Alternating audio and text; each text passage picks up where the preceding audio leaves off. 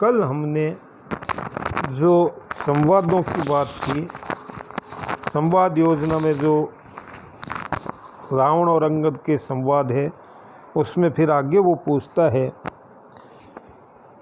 आपको जो बताया था उसका उत्तर भी अंगद मुंह तोड़ देता है।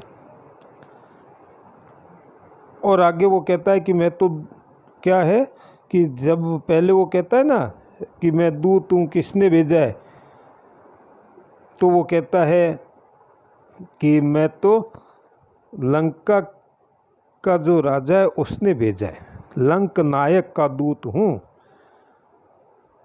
और यथा यहाँ वो कहते हैं, अब रावण कहता है लंक नायक कौन, प्रश्नवाचक चिन्ह के द्वारा, विभीषण देव दूषण को दहे।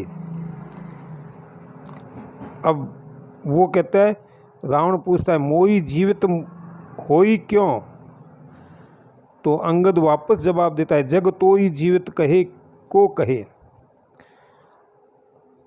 मोही को जग मारी है दुर्बुद्धि तेरी जानिए। अब यहाँ देखो छोटे छोटे संवाद है, जो वो कह देता है कि मैं तो लंक नायक का दूत हूँ, तो रावण फिर पूछता है लंक नायक कौन है।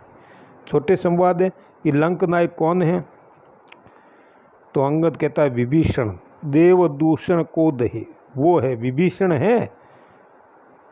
तब रावण कहता है मोई जीवित होई क्यों, मेरे जीते जी वो लंक नायक कैसे हो गया, जग तो ही जीवित को कहे। कि अंगद वापस जवाब देता है कि जगत में तुम्हें जीवित कौन कहता है, तू तो मरा हुआ है।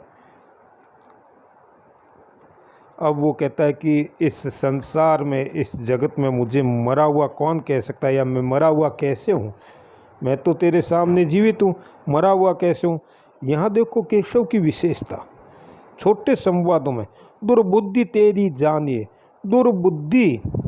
दुर्बुद्धि जो है, बुरी बुद्धि जो है, वही तुम्हें मरा हुआ जानिए, तू मरा हुआ है, तेरी बुद्धि जो है बुरी बुद्धि है, वही तुम्हारे लिए मरी हुई है। अब आगे जो वर्णन किया गया है कि वो तुम्हारे मरी हुई है बुद्धि, जो कि अब उसको रावण की सभा में जो बात कही है कि तू तो मरा हुआ है, अब बुद्धि ही, बुरी बुद्धि ही व्यक्ति को मरा हुआ सिद्ध करती है।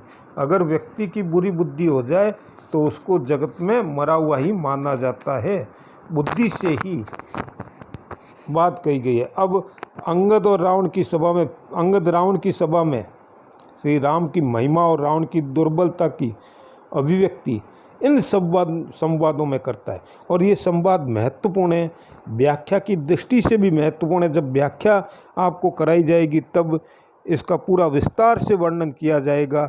अब देखो कितना सुंदर वर्णन किया है।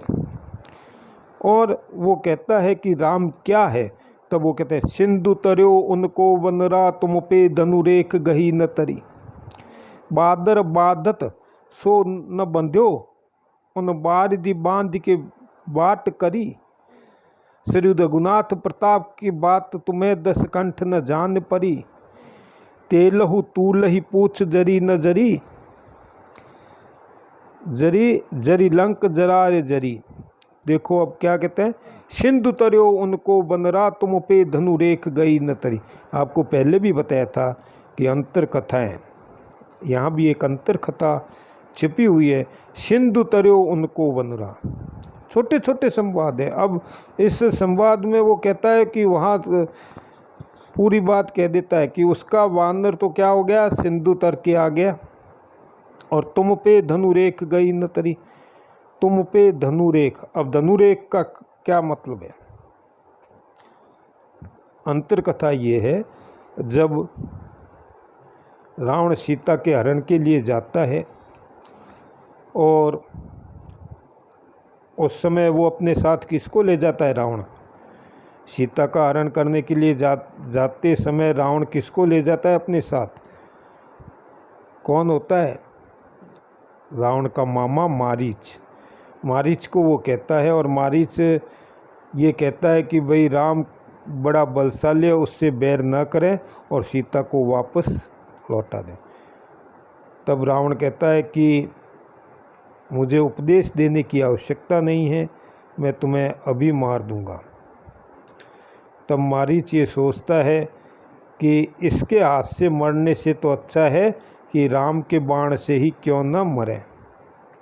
और वो सोने का मृग बंद करके सीता के सामने नृत्य करता है। सीता उस पर मोहित हो जाती है और राम को कहती है कि हे राम, इसे आप लाएं और मैं कुटिया में इसको सजाऊंगी, कुटिया में रखूंगी। सोने का मृग, जो असंभव बात है, और राम भी उस पर विश्वास करते हैं क्योंकि उनको तो मनुष्य लीला करनी थी। और उस हिरण के पीछे राम जाते हैं और मारीच को मारते हैं। और मारीच मरते हुए हाँ लक्ष्मण जोर से आवाज़ देता है। सीता सुनती है और सीता सुन कर के ये सोचती है कि राम संकट में। तुलसीदास जी ने भी वर्णन किया है, वाल्मीकि ने भी वर्णन किया है, रामायण में किया है, तो केशव ने भी वर्णन किया है। अब सीता रावण लक्ष्मण को कहती है कि राम संकट में, तुम जाओ। वहाँ लक्ष्मण कहता है कि राम पर कोई संकट आ नहीं सकता, ये किसी राक्षस की माया है।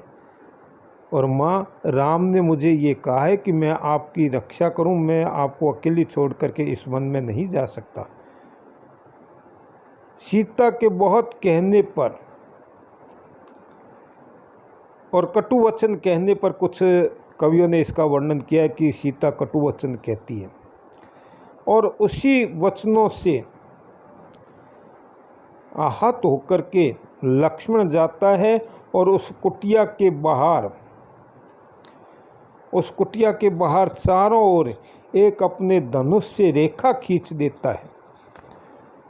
उसका वर्णन बहुत सुंदर ढंग से किया है केशव ने यहाँ, कि धनुष रेखा खींच करके, और वो कहता है कि इस धनुष रेखा के अंदर जो भी आएगा वो भस्म हो जाएगा। और सीता को भी वो कहता है कि हे माते, मैं आपकी बात मान रहा हूँ, आप मेरी बात मानेंगे और आप इस रेखा से बाहर नहीं जाएंगे। यह लक्ष्मण के द्वारा खींची हुई रेखा है। आज भी हम कहते हैं कि लक्ष्मण रेखा पार नहीं करनी चाहिए, अर्थात मर्यादा में रहना चाहिए। हम कोई भी बात का उल्लंघन करते हैं कि आपने लक्ष्मण रेखा पार कर दी है, तो वो लक्ष्मण रेखा आज भी उसकी कहावत बन गई है। तो वो कहते हैं धनुरेख गई न तरी, तुमसे वो एक धनुष की रेखा ही पार नहीं हुई, और ना तुमसे उस वानर को बांधते हुए बना, उसने तो तुम्हारी लंका जला दी।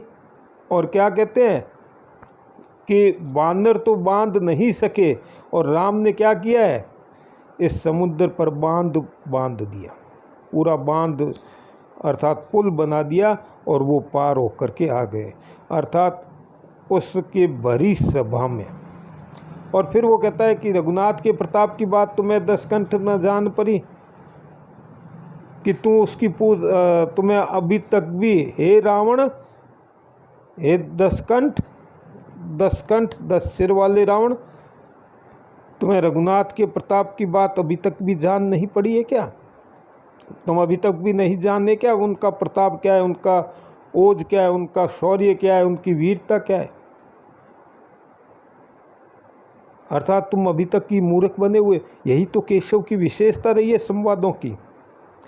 और फिर वो कहते हैं कि तुमसे पूछ तो उस वानर की जली नहीं, तूने उस पूछ पर तेल लगा दिया, कपड़े बांधे, रुई बांधी, सारी करी, लेकिन वो तो नहीं जली, और क्या हो गया, तुम्हारी लंका जल गई। देखो केशव जो है, आपको कई बार कहा है कि राज दरबारी कवि है।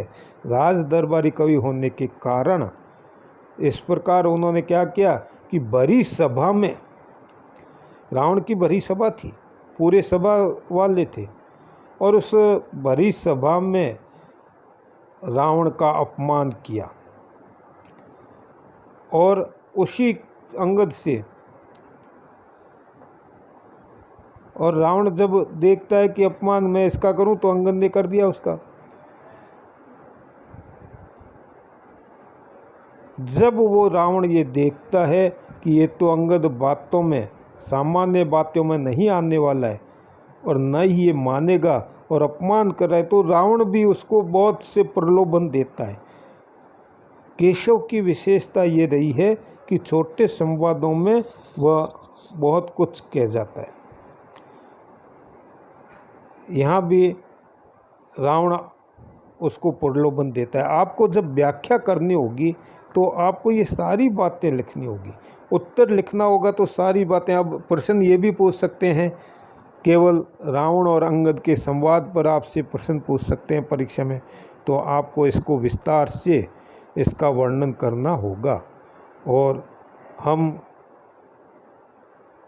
कल के जो वीडियो होगा, अगला जो वीडियो होगा, अगली क्लास होगी, वीडियो के द्वारा आपको आगे फिर दोनों के बीच में, दोनों की जो बुद्धि, दोनों में जो राजनीतिज्ञ की बातें, दोनों एक दूसरे को नीचा दिखाने की बातें, उसके दोनों में एक दूसरे को पटकनी देने की बातें जो कही है, वो कल के वीडियो में, अगले जो वीडियो आपका होगा उसमें विस्तार से बताई जाएगी।